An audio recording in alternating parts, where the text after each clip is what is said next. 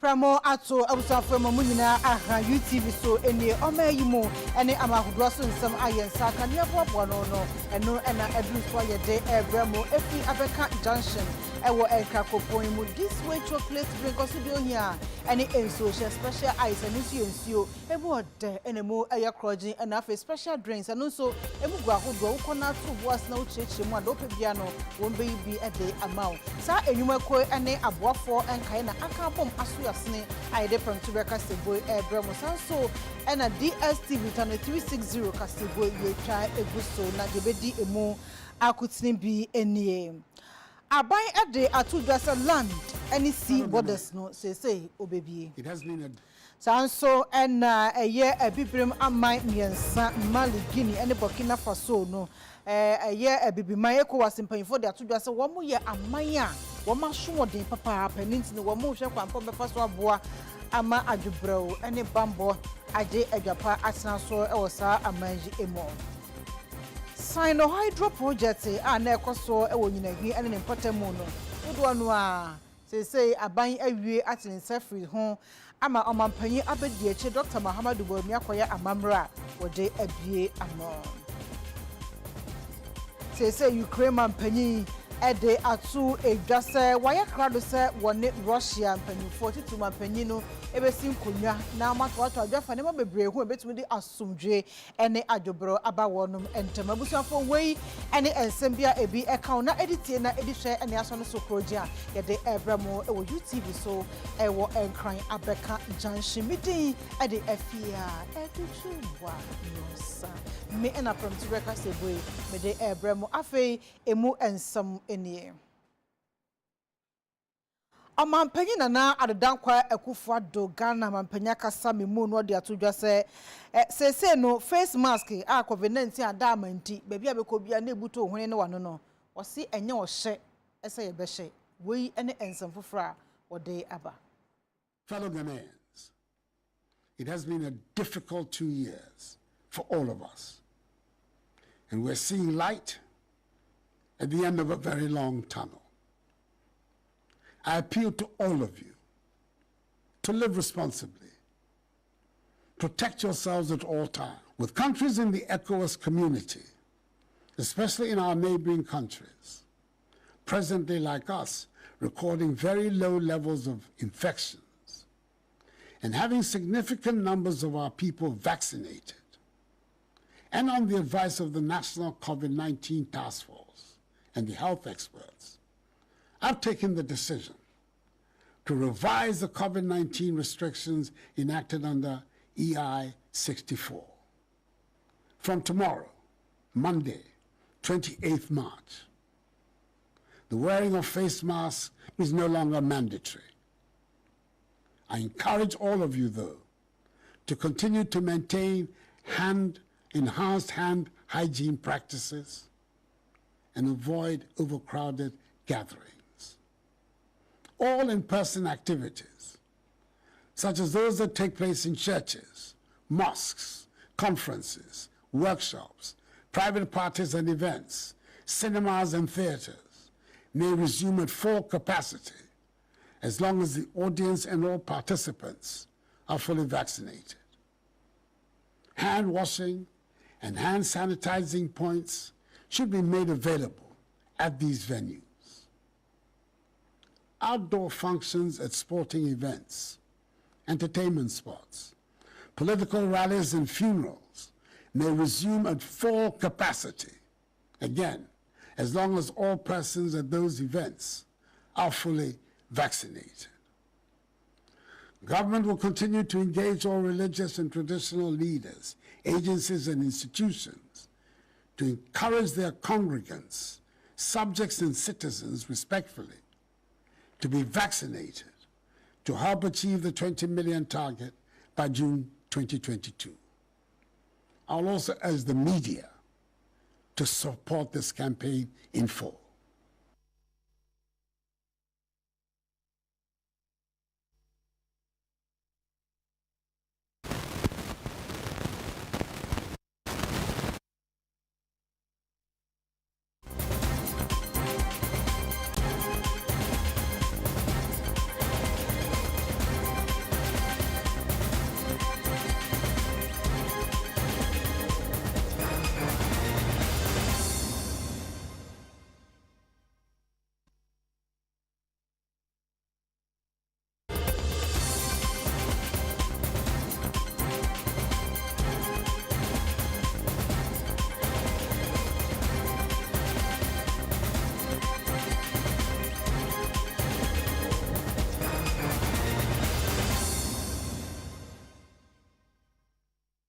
for yet wakase bono eso omanpena na adedan kwakufu adon kase mu no to aso de to dwa say land any sea borders no so eyade a obebi.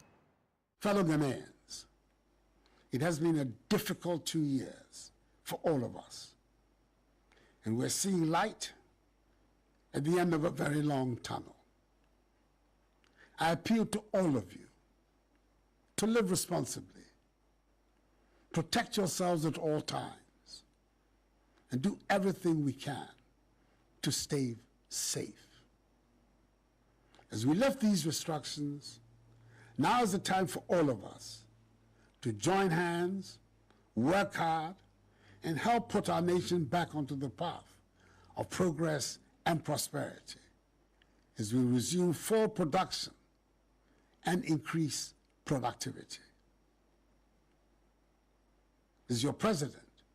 I assure you that sooner rather than later, our economy will rebound from the ravages of COVID-19. As from tomorrow, Monday, the 28th March, all land and sea borders will be opened. Fully vaccinated travelers will be allowed entry through the land and sea borders without a negative PCR test result from the country of origin.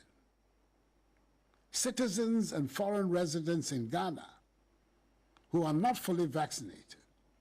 will have to produce a negative 48-hour PCR test result and will be offered vaccination on arrival.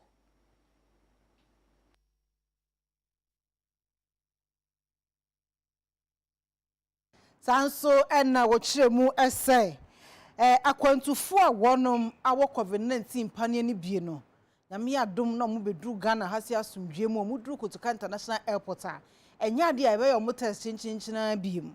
ebe mo afemu a enam COVID-19 panie na wo mo awo ne kama no enti. Fellow Ghanaians, we had to impose measures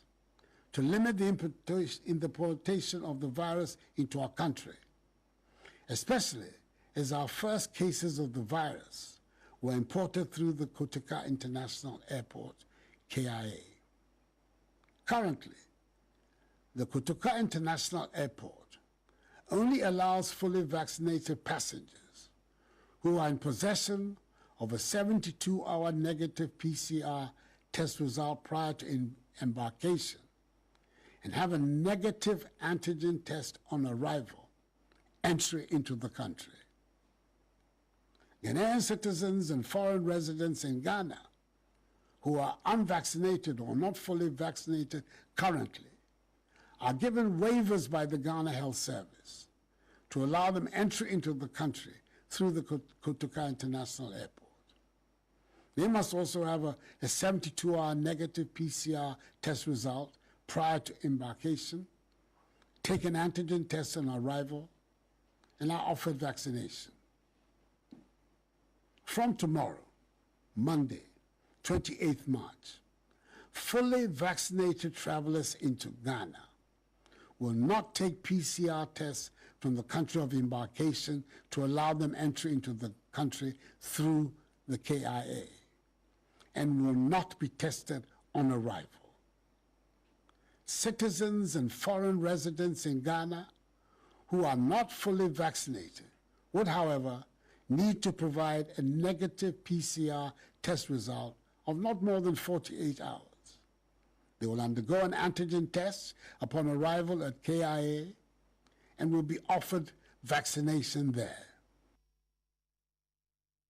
And some for Fromono, a Bibrem Ambamian San, a Mali, Guinea, and Afia Burkina Faso, Muntijai, one na atu abano egunano, and a Bibrem atoye, and my hood kabumko echoas, one a day atu dosa, one beshe, and my bamboo mood do it to me at Japa at Sasuasa, a man, celebrate corners no, or must share a massa, a main mensano, or mafa a memo coin so, not one more dear Iman Penny, and my rubber show minor entity so. Your Excellencies and members of the authority of ECOWAS, I want to welcome Your Excellencies back to Accra again to take stock of where we are with our three recalcitrant member states, Mali, Guinea, and Burkina Faso, and take appropriate decisions on the way forward. I therefore now declare the meeting, this fifth extraordinary meeting of the Authority of ECOWAS Heads of State on the political situations in Mali, Guinea, and Burkina Faso duly open. As you recall, just before the sanction, in January 9, the Malian had made a proposal for an extension of 4 years. For 5 years at the end of December, and then 4 years in January 8, 2022, and the summit was January 9, 2022. So 4 years plus 18 months, that was by the head of state, all mean it was just extensive. Now, we, at the request of the Malian, after the sanctions were we had technical meetings to look at really the situation.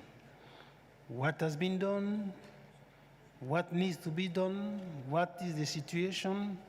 So the joint technical work has been very, very, I think, useful to look at the situation, to have a really clear assessment. Where do we stand? And after those discussions, the technical team of ECOWAS, African Union, and United Nations,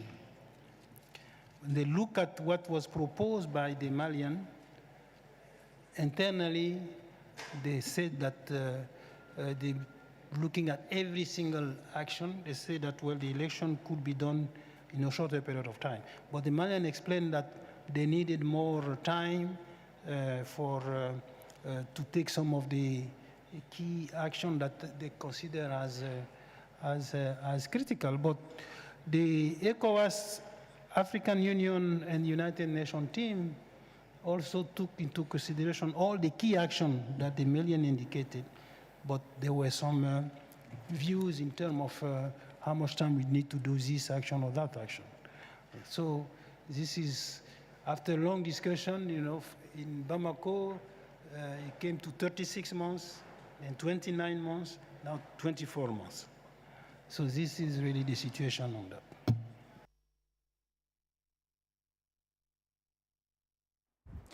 Enyuma na aban enam sino hydro project so na fe wonum eye ewo asante na fe so atoy mantem titru ene enyina himpotemu no yenya ne ntie se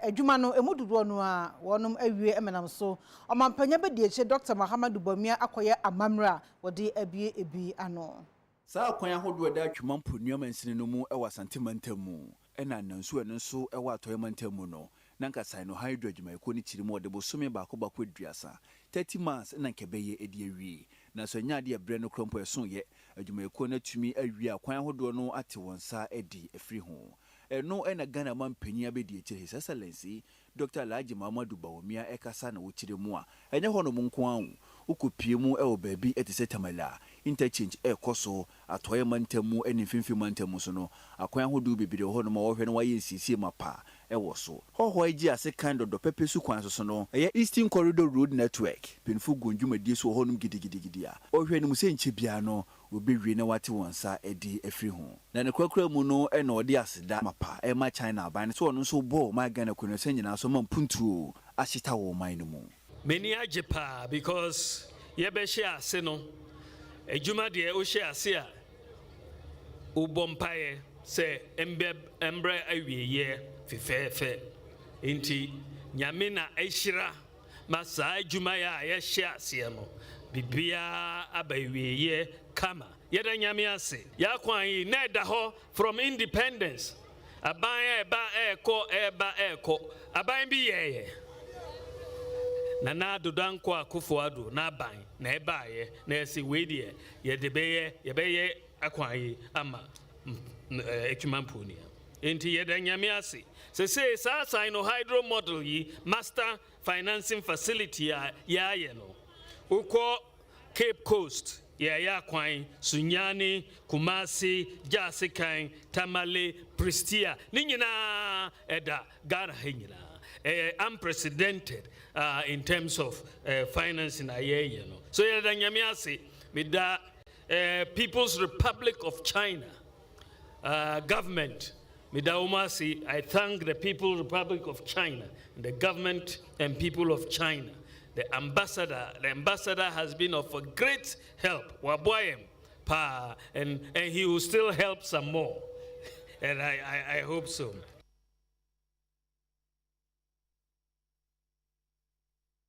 Sieko kumase eye asante mantemo enyan ntie se akwan makomako wo ha aduanan 145 rows na se de abano ebeye wesu nti omampanya be de chire Dr. Bahamadu Bamia wo de aso akobofuma eno no epie kwan ato wo no masa akwan bebrebe wonum ahyase aye ewo asante mantemo. Mubakai se 2018 omampenyi smame na me call China say ye kon negotiate sa Sino-Hydro agreement na a exchange a year of bauxite proceeds ye de be roads side type of agreement na NC Ghana da ye ka say ye be no ebi mu wo ho omumpese Ghana etupon odi bibi foforo ba mo se enye yi omuka nkyere nse ye twantro enye da but nyame adom echen bibia na ene agreement no mfaso na ABC wo Ghana he nyina phase 1 ye under Sino-Hydro agreement no 441 kilometers, any 2 interchanges. Interchange Watakra, the PTC interchange. Sunyani and Brekum inner city roads, Koso. Ninahine Ho roads, Koso Tamale interchange, Cape Coast inner city roads, and also a Bayway, Jasikan Dodo Pepesu road, and also a Bayway, and Ashanti region, Beye Kumasi inner city roads. We share a Juma MPP abain yaye wa Ashantia enye a Juma Ketwa. So far, you complete asphalt 227 kilometers. In Shaeso, Bantama, Meishia, Ofori Krum Swami, any Bibria, Ewoho, Nyamiadum, between now and 2024, ye be additional 400 kilometers of asphalt. Akaho. Acquire MPP Abain, ye completed roads in 4 years. Ayewo Abain. The completed roads are changed. Roads are NDC 4 years in 8 years. Now me say the thing that people say will not happen is happening live and direct all over the country. I thank you very much for your attention. God bless you. Eno Echi, Minister for Roads and Highways, Unmunyamfo lawyer Amwako. Region out. I want to put on record, Ashanti region will have its fair share of road construction. Ne krakra no eye China for anam senior owo. Efifi mantam so prosi penyo honum eye DCOP Alexander Kwame Amenyo wakasa de ato eye aprosifo a wono mantam no nyinanim sa ni die mada wo musu ban fon kankan sa bi no wo hwe na wo mu entwa so de beya adehia wo mu ewo kroni mu mi che efifi mantam mu no wo betumi atwen aban aprosifo. The way our laws no guide say which you be men funny say adena omo allege say waye no waye say we investigate no and making sure say there is total evidence against that person say ampa onu na ye ansana odi ni court enti ye hihie no no ye be respect human rights of the people. Ye pese grofo no omo nso omo mbuae na ye police adwuma media for maka se mu kasa ye jimudi chen police for enti ye ka bibi efa police wana multi story bia mun cross check aye crime whatever and police is involved na mun make sure say mun cross check ehun say an credit ansana mudi atudwa. Motor Transport and Traffic Department, one and the National Insurance Commission for Akabuma, what the Equanso Ascenso, dear Emera, Huncher, who the bo Emma Adrobber for, would you know at China? Here's a dropper for Mutumiya insurance, a more Ashen homes, and who him Dinano, one I shall say a day my Commander, our the MTTD, Posi Kunano, our payment mu, any Chief Superintendent Stephen Kofi Ahiatifo. Neka say mono ena wochire masa dwumadi odi ahyehyɛ so no wo de kaka driver fo nyina so obi anhwɛ na wo kan sisi wo ho akɔnekoye emfa ka wankasa onim se wo ha wo ho emfa nkosi akwan so emfa nkɔfa nkɔfo ma na afi bewi akire no wankwa nkokum nkɔfo ma ne titiriw ene samre ya Easter fashion no ebemben so no. Prevention is better than cure all the time. And we are just informing the general public say Easter is coming, there will be more vehicular movement or nkoko hase. Until onim say, Okano is supposed not to be on the road. Koye ni ye. Ko DVLA, all the infractions on your car, no koye ni ye. Ko insurance companies, no koye insurance. Because we be name when something will happen. Yes. Until we need a awareness creation as we do the enforcement also towards the Easter. Na nka say chire no ena Koforidia area manager. The National Insurance Commission, Ikuna no any Esther for Riconadu, also Cassichim, so what do who as a Sedumadi, my son say, Peso Shenu who say, Shine Bia, no more Magana Yaquansono, why insurance, as a Chinabino, will be Cassi BBC, Bikusia. One hour will be them no, will be to me any Sikakra, no the Asha who I are away. Now, driver for Namkoti Quansa, just take us, and your papa de Taretaro and Caso Hunino, what two in Nasosa. Yes, it can't be a basic one to be it was the first thing. Car no onya insurance o your driver or license o DVLA certification o ma hwe say o car ne e wa ahode betime esi kwan so bebre no ye hu ni say pempi no obi on more driving so ni insurance or driving so oni license the license na ewu ebi won so an insurance na ewu still no this kwan so insurance wu na say o de car si kwan so na say akwanhia ba sisia na insurance company be ka say me ntua. It's at the time of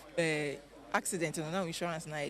new. No was say National Insurance Commission out of motor compensation fund no. Ye pay big kakra de ma wona we prepare no. Inti dia to also say quarterly be aba check it. Ye be make sure say the right thing is done. We say nche bia so Easter eba. Nkofo bebrebe ba nkokwo mbekọ kwewu price no here pese ye say accident in sanime na spread e be reduce na accident posi na insurance company so on betua claim because na car na involved in accident na insurance na genuine. Kani Morosa Journey Emasuhum Awani Onunya for Frederick Opariansa Akasa de Atudwasa se MPP Amanyokono wombe tumi atsena wo man adwaso aburumfie nwotwe dia ena yi se MPP mpanyufo nyina da a wo mpanyufo di makutiri no wotu ohun esi honom atuhu acha honhom no wo modi ye adwuma ye pa na fe pesamin kumunya no eno so woto twene no mo yo madwensa grassroots for no mo mo form no so ono mo be kan bom aye adwumaden. As a group, we want to trust this man and support him so that he can help us engage the politicians as people who have a stake in politics. We want him to be the man that can bridge the gap between the ordinary Ghanaian and the executive. And we have identified Honorable Opariansa as such man. We are then inviting everyone to join forces with us to project and support such a progressive politician and encourage him to commit and serve us the way he has served the nation and the party so far. So today, we are here to ask him the crucial question. With my members here, Honorable, we would like to ask you, are you contesting the NPP General Secretaryship position? We are ending. Any answer na can you be jumpa? Bibi said the area of Mampani before Eddie Emrananka and journalist Juma Oyi Sambrana na Angelo every home. Bibi said that another by here, Ganaya Shamu Haibo Naja, Uwa Machume and Megula, Ubin the Machume and Bababu. Vigilantism and another Ababe, a free party politics war or mining. Right to information bill and another. ama parliament apase aba they say you do baby at say your party no your friends say your fire your befa so ne party be to say NDC atna say ne yakasa ne tie o madwene ne so ye de aka yadwene ho ye de amamuo no ato ne kwan ho na tumi ama oman no akọ nanim ntentem the do baby a it is you taking decisions are ye de akukudro and be taking bigina so ani titu ho say nyame ya dom a na say MPP amanyoko ni yebue aye nominations later this year no so me contesting me as a general secretary for the party the whole obi ama wakwa ko breaking 8 no now that question that ya no aye can say 8 year you go breaking there in awana go be break ama ya answer na ni answer but I want to see Enra enoma pain na adada kwaku fado kasa ye de to dwase say the land any sea borders na yade a wabie eno nti yenko elubo border hoy na eni ensem choni Charles Ejiri emonkum na musa ne say ampampa wabie na obie ye no akone abadie e wo hotisu adwadifo no ete say de wahu ho bia no wetwa ho foni e de ache Charles sortimenka from to breakfast ebosuni ma hen mejo do Afia boko de ya me de ache mo so e boko border na ye bi ampa yo Afia oye no kwal papa de se eba Ghana hade ya border we gbe eko elugba sisia mi olokese ho efa ho na ye do ko oye Ivory Coast every western region ye last border ye nye Ivory Coast fo boshe oni elugbo sisia mi olokese we gbe border na nkasa na mbom problem corona Afia ye hwehwema ye no ye hu ehwe Ghana ha no onam de ye ho mboshi nti Ghana dene de nyole kase wegwe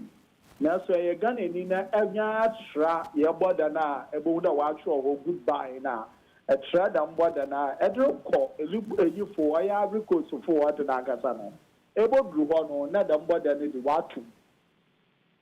mo che da Ivory Coast fo so o don ko wotu wo gbe wo de na Ghana kutu wo digwa wana wo ho do wotu wo di nyama ba na Ghana kusutum de nyama fi ha wodoko but as I'm speaking to you say Sierra de Afia Ivory Coast for the wombe yi ba Ghana de na egbe na yen hwehwem ne yen bi se no ma ye tax there Ivory Coast what trade one o mampanyin no ya watara we to quantity so no ba and sana ono so waba be your official announcement and sana Ivory Coast for no etu we gbe wo de nti makada Ghana de na de we gbe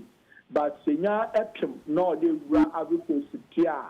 as I'm speaking to you na the Ivory Coast for the wo gbe yi na je se kwasi ko nanso no gira kwantia e de ende ya bie na Ivory Coast wo no e no mu emie ye dam pepe Afia dam no te pepe ti wo rehwa kwan egozu funa nyu aje de ba wase wo runtu mu nkonkwo digwa so de Ivory Coast so wo gbe wo de okay na je se ene ya e bie no Ghanaians and Ghana for no ebi make attempt to say jankom befa atoye honum e de akọ Ivory Coast na no mko hu se yatum yo oye wana will make attempts bit ene dana nanado oye amampanyin no announce pepepe na ni de nyimbiri na lempo no mimu ye ready wo border no do na so and the pay card ye ready do bo room no na immigration for one more task there Ghana de ni we gbe na mbom wodura Ivory Coast de na wobapem osande wode wo gbeyi nti hono ne yedi nya the information the Ivory Coast wo gbe ti bebe at gate ekira what can there Ivory Coast wo gbe na Ivory Coast for so ho no we tum wode edibane fiwa because if ya say Ghana eluba onam the Ivory Coast ye bia o chede emo na ze angwa na perfumes na de no no ye fo wo nti every eluba hope na ebenya no fo so when you want the trouble with that crowd down, no way at it. If you damn your money now, about the nature, I was recruited. What can there? What's will be what the way to what I'll be good to Ghana, the way to make it down. Okay, you Charles Mo and Newa Manable. And that's if ya. I was for you in some 20 Charles Ejiri a manable and no day a cogo near to Akase Bono Eso. Asoye ehwe ojahoden ene akonabadie so Ministry of Energy and Transportation wonom ayenhyiemu ewo Bunu East mantam no emu mekowi ase watoaso adwen ede afa ojahoden ehyehyeye eye National Energy Transition Plan ho ewo tachiman sakra no se ya anya hu bibia ahwe a mre bibeba na nchirima kra no nsuo anase nnua kra na bi ni ewia so mba betena no ade e friend global warming enti eno no nam so ama ye de bibia ba se aye tunu din wo protocol se energy transition se pesi free fanwo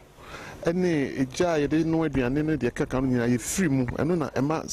gas ye carbon dioxide ba wi mama science sakra ye kesi e ba na eba se be science sakra ne yusu obade ewia ne mframa ene nsuo a de be noa anyinama hoden ama ye de abo enuma ye enti eno ho anamontuo na yasoma ye se yenko Ghana fana nyina ne nhia adehia wo Ghana nananom mpanimfo a mo school mu amokyira de ankorankorafo edwumfo bia na omoso mfa madwene emra na mo mekyere omadwene efa ekwan a Ghana yeso ye befa so ye be masa carbon dioxide be na ye pugu ewiem no ebe kofo mama ye wiase no so Ghana titru asesa infrastructure for the e-mobility no bibia esese gradual nti no ye need full infrastructure wo ho sisia ye beka say okay ye call full all out for the e-mobility nti gradual oko Accra ebi wo ho no ma 1 or 2 vehicles I think a few of them wo ho no ma ubehu electric vehicles no na gradually no meaning say Ministry of Energy and Ministry of Transport edi hujuma senior beya sa system no we can put it in place. Climate change some of these activities to me it creates a lot of problems for us. We share a jashia many a times no ye desert a create environment a forest environment trees anka e be give we from a bia ye home na ye so ye home from a bia almost be no it gets lost in the process. Not teaching my area I need you people have upon kranza teaching my ko wenchi na but say it you because of the jashi and cheko ne ne ma kan yi enti ne ye kan se ne ya beti ne ya besuani yenso ye guso a ye tu ye manfofo especially omo into cheko ben no say ye introduce nnua fofora ye betimi dia boa one bamboo planting bamboo ya de a udua easy by 1 year 2 years na ayekama ye betimi use to replace the nnua ye twitwa na say climate no ne yatene ne anan adesua yesua ne ne honorable members a omokan ye ho aye baaye ye betumi e de akofam na yaton ama sabimpradu asan busuafo omo so ofie na ono mahu emfasodi e wo so se ejashi ahodo no ye bejae se ne be ya chemicals ne enu ahodo a efiri ejahyehyie mu ene enwusi ahodo mu a eba a eye hawo manipa ya setena ene ye yiyedie no eso bete na etimi aboa ma ye nyini ache sanhyiamudie ya ebi akoso ekofodua eno ewo epuoye mantamo Jumedia say wato insafre abankrache mpanyinfo eye MMDCs ena afei nananom ahemfo ne mpanyin a ededa enwuma ahorowa no bihia wu okoforidua eye apuemantamu ahenkuru ma wotoato adwene mpanyin a ededa aban enwuma ahoro ano bebre ena afei nso energy and environmental expert wato insafre won bihia mu a senia wobetumi ato adwene ahwe senia prempren wiasere kɔ nanim no oman no so bedi saa santen no so no so mi adan no ho bi na bra ononyamfo set kwame achiampon ye apuemanta musuafo rekasa wodwumadi nasen na ochire mu se I strongly believe that developing a national energy transition plan is part of our efforts towards achieving sustainable development goal 7. It requires strong partnership between government on one hand and civil society, the private sector, our traditional authorities, and academia on the other hand.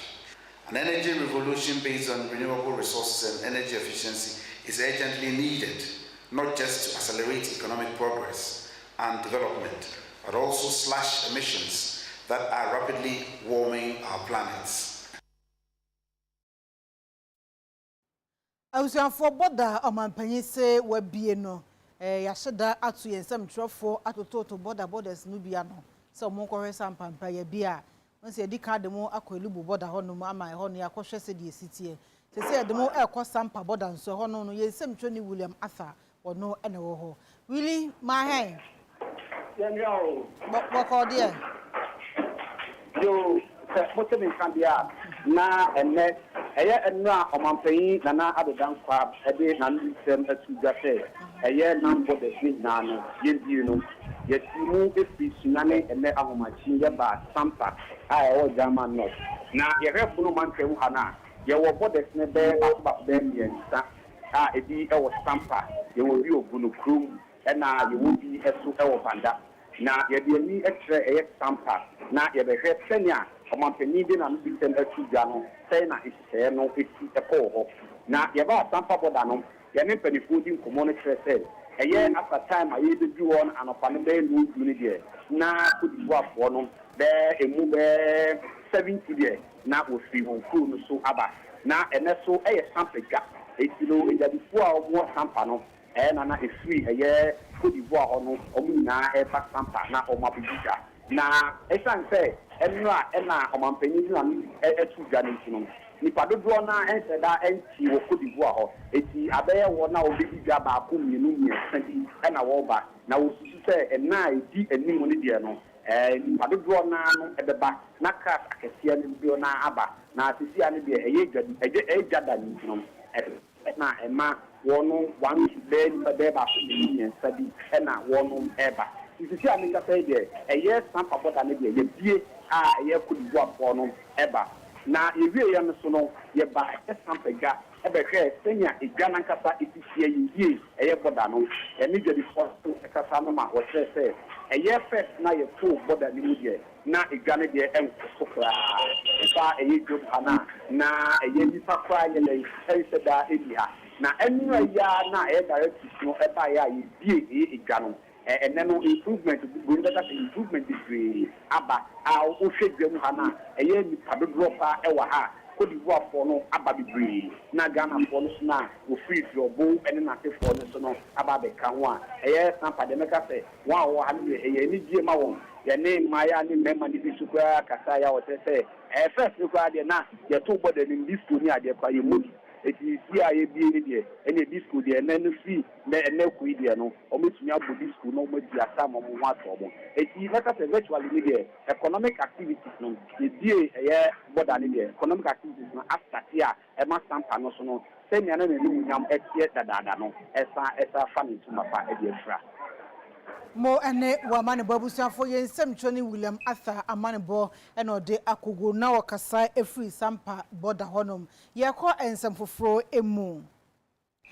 ebruhini a woni otubuo jankosi akasa ede atudwase se Ghana fo binum ekase se ahokire anu wondene ekoso o memu ohia anu ayeden enu ntino o se etu aban gu o se yekuwa wasi eno no entumi enso ha obia ano emfa magana eno kware be magana ye de ne ma bebrebe jegu eno nti de wo se Ghana fo nyina eye ne se ye de ya hoode ne ye nim de ye support e betai abano achi amasa wo ha yi yetumi afiri mu Adontenhene oye eburihene onokuriya sanye acting president de ma Akuapem Traditional Council to buo jankwasi na bra woye wonsa inhyiamu eba awie no ne UTV insentro focasa ya ochirimu anananum reibo wo hommodin biara sene be ya asumdwe beba Akuapem no nimse ba bi on akon adune de enche na Akuapem afane ntamapa afira na ahensem kasakasa ne ade a ewo Akuapem na ne nyina to atwa aye bobo so de niema pi ebi wo ha na yan amane efie mu nsamsam ne marketing bi ese yehwe na yede twatwa ne ehia wo ma niema be ye bien a ye susu se ebeboa yen ne be ma yen kanko ene yen ahensem ye tuanamon bia ye bebo manfo amane se ebeboa se ne Ghana fo beti wo besora wo betina ne se nkabom aiden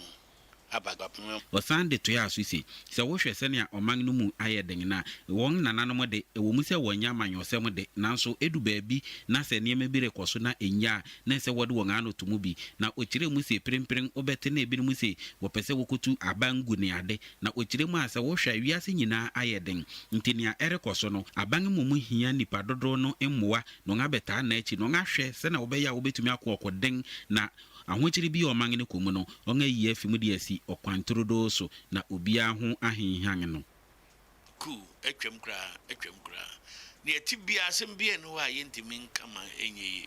if say American so we MPP ni we CPP ni we NDC ni na say wo party na wo so say MPP ana say wo di ni so nti wo feel say o bribi betimasi ana ensi if say si enya me party a what about so china wo so ba so na wo so ko so ha onu me na wo so enye ku ana so eye hia ku ye momode mum ne advice ne nyina ye moa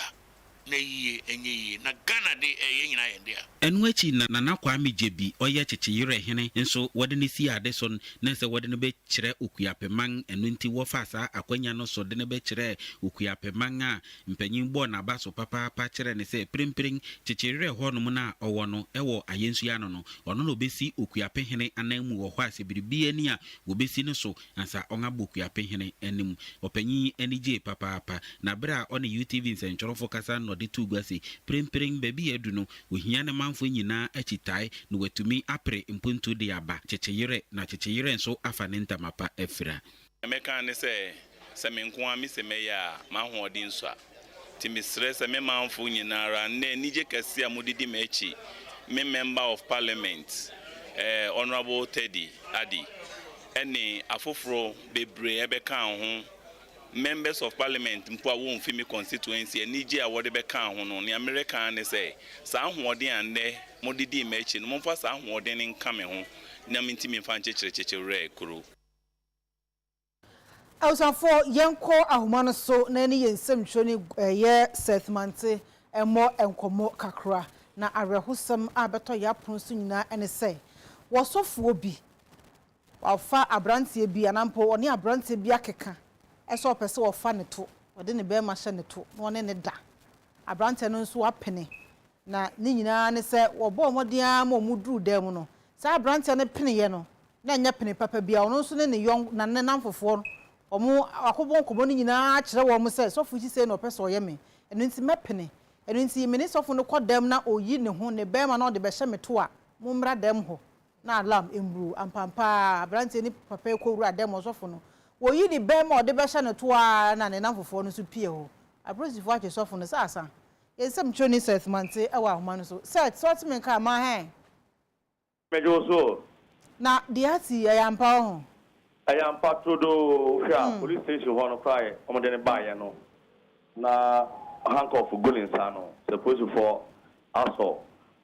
sofo emu te no ketrodo ti wa ma sofo feelings aka ne yam wo de kireche mu ye kire yo mame Isaac ata o mfienu 56 years na oya sofo gumwa monda no Muzama Disco Christo Church asolia owo gumwa amonda eho na papa oya sofo na nyina ne se papa ni abamuai ekeka se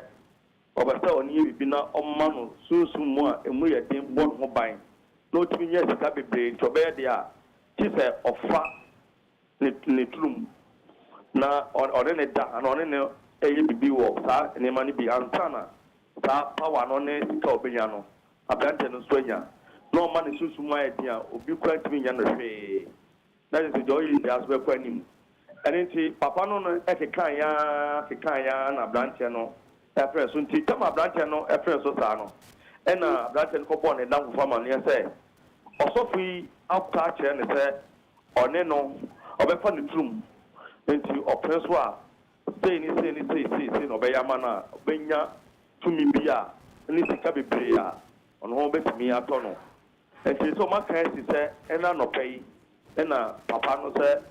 oni omra ni dem no ne enye saade no enti na dafo ba ko ka chen say ne saade a onko loko jane nine mam ne papa ne to na omra sa nti okunturu wa papa no na mu nyina so aba twantem ni na ba ko say aha onko ye ne sa tabrante no so ekoye ekujane nine a wan papa ne to na only papa no friend nti ko papa no na aba wo na papa no ko say dem to mu ko ne na papa no so tete ye enti tama boy no ewura e wona na papa no wura nti mo papa no ko run ho say oba be fa boy no ko do on say na say na opa utu binye na say akoya sam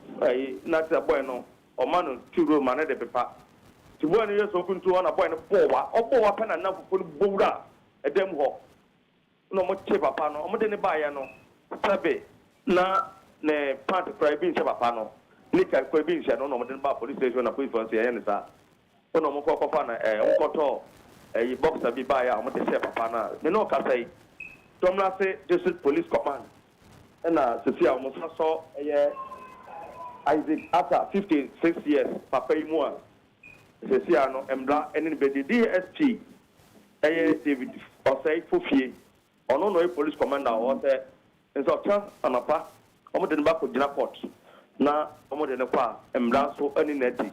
nje tia de osofu yi de omo sa so no mo dendenden e wo gumadom na police commander so ye di ni be di atiri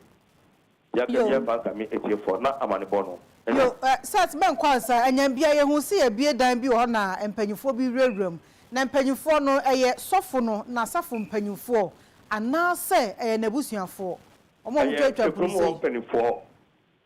ena na safo empanyufo no bi so e ka ho bi ne dan mu a nkokwa ya kwakoye akora no sa no e kwa ntom kohwe na no ho a oguro ye ene ade ni nyina no ni ka no kora ne toilet no hye no kora wo so wa yebu ya ni dem oho na nkokwa ko di tuma no na set okay boy ni trum no ayo now da untu sabi kura tumu say ya o kan say ya na aha ayi sofo no wutietie mu no oyire wo ma papa no ne ma de owo ma but na ire de oni na jai okay te say de no kwa na tie na emema no ofa o mo ne bema tuma fa. And I said, praise the Lord. Hallelujah. Yeah, that's it. I was for settlement, a man boy and what day I could go near General who say me so. Nafia who me so na a good year moon some bongo differa a day abetuaso. Yakuba Abasisia.